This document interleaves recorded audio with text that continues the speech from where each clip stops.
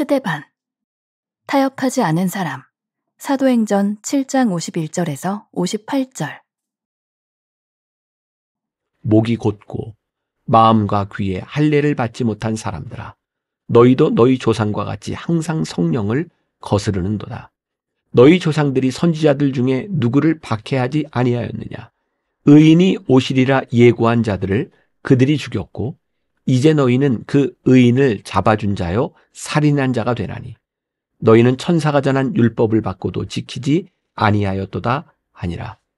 그들이 이 말을 듣고 마음에 찔려 그를 향하여 이를 갈거늘 스데반이 성령 충만하여 하늘을 우러러 주목하여 하나님의 영광과 및 예수께서 하나님 우편에 서신 것을 보고 말하되, 보라, 하늘이 열리고 인자가 하나님 우편에 서신 것을 보노라 한대, 그들이 큰 소리를 지르며 귀를 막고 일제히 그에게 달려들어 성 밖으로 내치고 돌로 칠세. 증인들이 옷을 벗어 사울이라 하는 청년의 발 앞에 두니라. 말씀으로 들어가기. 초대교회의 7집사 중 한 사람인 스데반은 기독교 최초의 순교자입니다. 스데반을 돌로 친 건 다름 아닌 유대인들이었습니다. 유대인은 스스로를 율법을 믿고 따르는 사람이라고 생각했습니다. 그러나 하나님께서 보낸 선지자들을 박해한 역사가 그들에게 있었습니다. 이에 더해 예언된 메시아 예수 그리스도를 죽이는 무서운 범죄까지 저질렀습니다. 스데반이 외치는 복음은 이들의 마음을 찔렀습니다. 유대인들은 자신의 죄를 감추기 위해 분노의 화살을 스데반에게 돌렸습니다. 스데반은 복음 앞에서 타협하지 않았습니다. 스데반을 돌로 친 자들은 예수님을 십자가에 달려 죽게 한 자들입니다. 하나님은 알지만 예수님의 말씀대로 살 때 잃을 것이 많은 그들에게 복음을 말하기란 쉽지 않았을 것입니다. 그러나 하늘을 우러러보았을 때 스데반은 자신이 해야 할 일을 알게 되었습니다. 스데반은 하나님의 영광과 예수님이 하나님 우편에 서신 것을 보았습니다. 하나님의 영광 앞에서 사망 권세를 이기고 승리하신 예수님 앞에서 돌에 맞는 수치와 아픔은 스데반에게 아무것도 아니었습니다.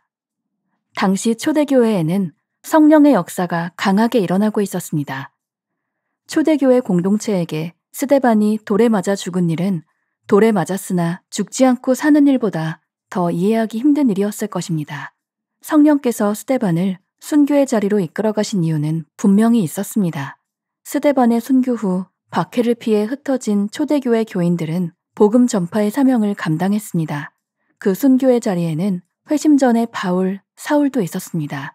스데반의 순교가 도화선이 되어 복음이 확장됩니다. 이 모든 일은 하나님의 섭리였습니다. 우리 삶으로 들어가기. 신앙을 지키는 삶은 필연적으로 세상의 가치관과 충돌할 수밖에 없습니다. 순교한 스데반도, 스데반을 돌로 친 유대인들도 하나님을 믿었습니다. 그러나 유대인들에게는 성령의 다스림이 없었습니다. 성령이 충만한 사람은 성령의 다스림 안에서 살아갑니다. 성령의 임재가 사라지면 환경에 의해 좌우될 수밖에 없습니다.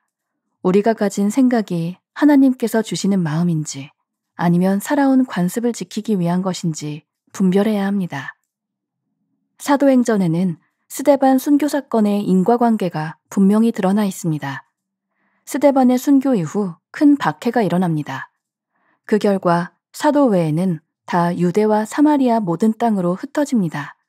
그렇게 예루살렘과 온 유대와 사마리아와 땅 끝까지 이르러 내 증인이 되리라 하신 예수님의 말씀이 스데반의 죽음으로 이루어지게 됩니다. 하나님의 뜻은 지연될 수는 있으나 사라지지 않습니다. 스데반의 순교는 사명 공동체를 세우기 위한 하나님의 뜻이었습니다. 미랄은 그저 썩지 않고 열매를 맺습니다. 우리의 의지가 하나님을 향하면 주변의 환경이 아닌 하나님을 보게 됩니다. 성령이 충만한 인생은 의지가 하늘을 향합니다. 절체절명의 순간에 스데반이 하늘을 우러러보자 하나님의 영광이 보였습니다. 그리고 자신이 어떻게 해야 할지를 알게 되었습니다. 아프면 피하고 싶은 것이 정상적인 반응입니다. 하지만 스데반은 의를 위해 기꺼이 그 아픔을 감내했습니다. 결말을 알면 두렵지 않습니다. 의지적으로 하나님을 바라보며 그 영광을 깨닫는다면 사명을 주저없이 감당하게 됩니다. 함께 나누기. 오늘의 말씀을 묵상하며 가장 마음에 와닿은 부분을 나눠보세요. 나는 성령의 다스림 안에 살고 있습니까? 환경에 좌우되고 있습니까? 나는 하나님을 바라보며 그 영광을 깨닫고 있습니까?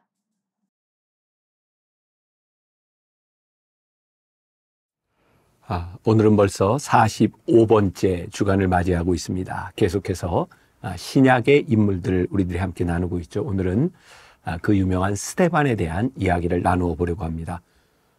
여러분들에게 스데반은 어떤 사람일까요? 7 집사 중에 한 사람, 또 최초의 순교자, 여러 가지 이름으로 스데반을 이야기할 수 있을 것 같습니다. 그런데 오늘 여러분들 책의 제목이 타협하지 않은 사람이라는 제목으로 되어 있습니다. 타협이라고 하는 말이 우리 그리스도인들에게 오늘 아침 말씀을 묵상하는 사람들에게 굉장히 도전이 될 것 같습니다. 아마 여러분들 중에 어떤 사람은 이 타협의 지점에서 굉장히 고민하고 있는 사람이 있을 듯 하기도 합니다. 어디까지 내가 타협을 해야 하지? 어디까지 지켜야 되지? 어디까지가 내 신앙의 모습이지? 이렇게 고민하는 분들에게 스데반이 여러분들에게 답을 줄 수 있을지, 아니면 여러분들 더 혼란하게 할지 모르겠지만, 오늘 어쨌든 타협하지 않았던 사람 스데반에 대한 이야기를 나누어 보려고 합니다. 이제 내년부터는 우리가 이제 새로운 묵상집을 우리들이 함께 나누게 되죠. 이렇게 사이클이 돌아가고 있습니다. 오스왈드 챔버스의 이야기를 나누게 될 텐데, 제가 이번 이어서 하는 오스왈드 챔버스의 이야기들을 준비하다 보니까 적용되는 부분들이 또 있는 것 같아요. 오스왈드 챔버스 11월 24일자에 당신의 눈은 어디를 향합니까? 라고 하는 제목의 글을 제가 해설한 적이 있습니다. 저는 오늘 스데반이 순교하기 전에 하늘을 보았던, 하늘을 주목했던 그것을 보면서 이 말씀을 생각하게 되었어요. 제가 좀 읽어드립니다. 하나님과의 관계가 문제가 생겼다는 가장 명확한 증거는 핑계가 생기는 것입니다. 하나님을 바라보는데 방해되는 이유가 자꾸 생각나는 것입니다. 제가 언젠가 하나님을 바라보라라는 설교를 하면서 인용했던 이야기가 있습니다. 하나님을 바라보는 것이 영적 치료 방법이 아닐까요? 이런 이야기입니다. 어떤 젊은이가 배낭을 메고 등산을 하다 깊은 산 중에서 길을 잃었습니다. 산 중에서 혼자 길을 잃고 헤매는 것이 얼마나 위험하고 두려운 일인지 아십니까? 이 청년은 날이 어둡기 전에 길을 찾으려고 미친 듯이 아래를 향해 달려갔습니다. 그리고 천신만고 끝에 숲속의 외딴 곳에서 집을 짓고 홀로 사는 노인 한 분을 만나게 되었습니다. 생명을 구하게 된 것이죠. 그 집의 노인은 청년에게 이런 교훈을 말해 주었습니다. 여보게 젊은이, 대부분 사람은 산속에서 길을 잃을 경우 무작정 아래로 내려가면 사는 줄 알고 내려간다네. 그러나 그것은 사는 길이 아니고 죽는 길이지. 앞으로 반드시 명심하기 바라네. 산속에서 길을 잃게 되면 위를 바라보고 위를 향해서 올라가야 살 수 있다네. 산 꼭대기에 올라가서 내가 서 있는 위치가 어딘지 분명히 파악하고 길이 어디로 나 있는지, 동네가 어디에 있는지 그것을 분명히 알고 난 다음 방향을 잘 정해서 나아가야지 살 수 있다네. 오늘 스데반에게 이 스데반의 순교는 죽음의 길이었을까요? 아니면 삶의 길이었을까요? 스데반의 인생에 그가 복음을 전하다가 사람들에게 돌을 맞아 죽는 그 순간에 스데반이 하늘을 향해 주목해 보았다. 하늘을 향해 보았다. 하늘을 보았을 때 스데반은 타협하지 않고 끝까지 복음을 전하다가 결국은 순교하게 됩니다. 하늘을 보았던 스데반이 전했던 그 말씀에 여러분들 책 내용에 보면 바리새인들, 유대인들이 그의 마음속에 찔렸다라고 되어 있습니다. 왜 유대인들은 그렇게 마음에 찔렸을까요? 하늘을 바라본 사람이 하늘의 언어로 이야기하기 시작하자 그들의 죄, 감추고 싶었던 것들이 드러나게 되었다는 말이죠. 우리가 하늘을 주목해 보기 시작할 때 우리들의 삶에는 여러 가지 모습이 나올 수 있는 것 같아요. 먼저는 우리들이 타협하지 않을 이유, 어떤 면에서는 우리들이 죽어야 될 이유와 살아야 될 이유가 생각나게 될 것이고, 우리가 하늘을 주목해 보기 시작할 때 우리들이 하는 언어들을 통하여 이 세상에 사는 사람들의 마음을 찔리게 하는 일이 일어나야 한다. 오늘 스데반을 통하여 나타났던 성령의 역사, 이것은 그냥 일어난 것이 아니었습니다. 우리가 성령을 받았지만 성령을 받았다고 하는 것과 성령을 받은 자로 살아간다고 하는 것은 다른 차원의 문제죠. 성령을 받은 자가 하늘을 주목해 보기 시작할 때 성령의 역사가 우리 가운데서 일어나는 거예요. 오늘 말씀을 듣는 여러분들 가운데 아마 많은 분들, 이 묵상을 하는 분들은 신앙의 연조가 꽤 오래된 사람일 것이라는 생각을 합니다. 제가 요즘 여기저기 다니면서 아침 묵상을 합니다 라고 하는 이야기들을 참 많이 듣거든요. 그런데 오랜 신앙생활을 하면서 혹은 성령의 체험을 했다는 것만으로 우리들의 삶에서 성령의 역사가 일어나는 것은 아닙니다. 우리가 성령님을 체험했지만 우리들이 끊임없이 하늘을 주목해 보기 시작할 때, 하나님을 바라보기 시작할 때 우리들에게 타협하지 않는 우리 신앙의 모습들이 나타나게 되는 것이죠. 여러분들을 질책하거나 여러분들이 잘못 살아간다, 저는 이런 말을 하고 싶지 않습니다. 왜냐하면 저의 삶에도 끊임없는 이 타협의 유혹들이 찾아오기 때문이죠. 타협의 유혹이 찾아올 때 하늘을 보지 않는다면, 하나님을 보지 않는다면 우리는 참 쉽게 타협할 수 있는 그런 약한 존재임을 우리가 부정할 수 없을 것 같아요.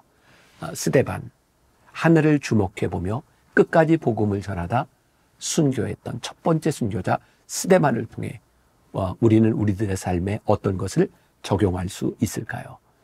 여러분들 교재의 두 번째 페이지, 우리의 삶으로 들어가기에 보면 첫 번째 문장이 이렇게 되어 있습니다. 신앙을 지키는 삶은 필연적으로 세상의 가치관과 충돌할 수밖에 없습니다. 저는 100%이 지점이 우리 신앙생활하는 사람들이 겪어야 되는 부분이라는 생각을 합니다.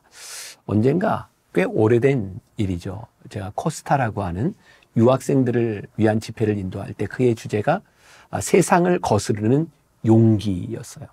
제가 그 제목을 듣고 그 주제를 듣고 제가 말씀을 준비할 때 저에게 떠오르는 이미지는 물살을 거슬러 올라가는 물고기의 모습이었어요. 쉽지 않습니다.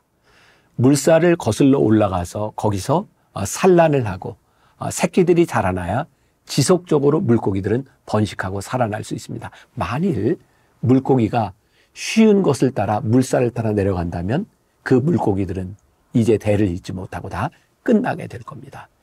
저에게는 그런 생각이 들어요. 누군가는 타협하지 않고 물살을 거슬러 올라가는, 세상의 가치관과 충돌할 수 있는 용기 있는 사람이 있을 때 우리의 신앙을 지켜낼 수 있으리라.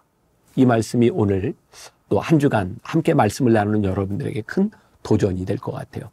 나쁜 의미에서 세상과 충돌하는 것이 아니라, 우리들이 잘못 살아가기 때문에 충돌하는 것이 아니라 하늘을 주목하며 살아가는 사람들의 신앙의 가치관이 충돌하는 것. 어제 제가 몇몇 사람들과 함께 식당에서 그 식사를 하게 되었어요.